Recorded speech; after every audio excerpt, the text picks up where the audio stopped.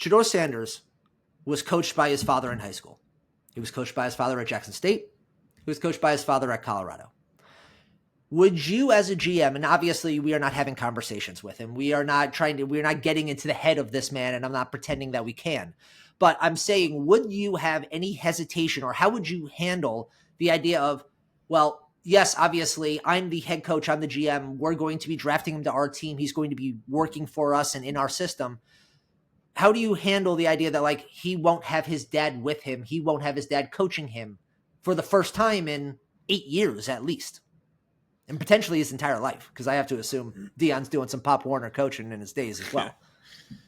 Yeah, if I'm a GM, I think the way I'm looking at the dad angle is that this quarterback prospect has had every single resource put towards his success possible for as long as anyone could have in their football career.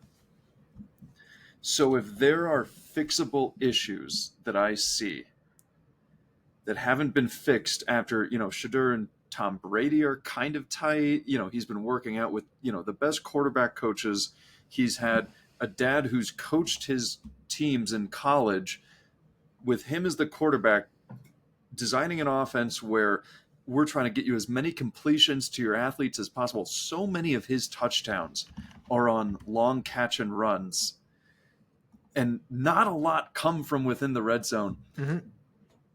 Basically, this is the way I was watching the film. Was it seems like he has been very, very set up for success, with the exception of the offensive line, pretty much. And he has done a good job with those tools that he's been given.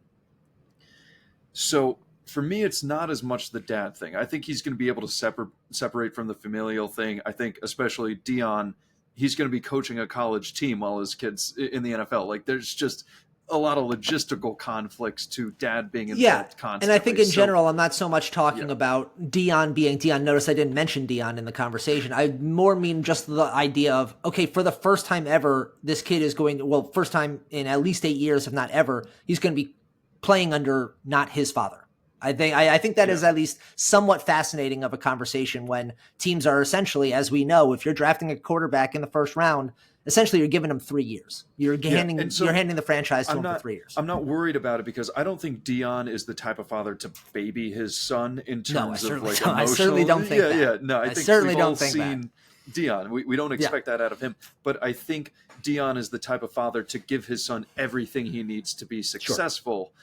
So that's where the familial thing comes into play for me. Like the father has given him everything he needs, and he's done pretty well with it. But can he do stuff without it? And so I don't think it's going to be an issue without the emotional connection to Deion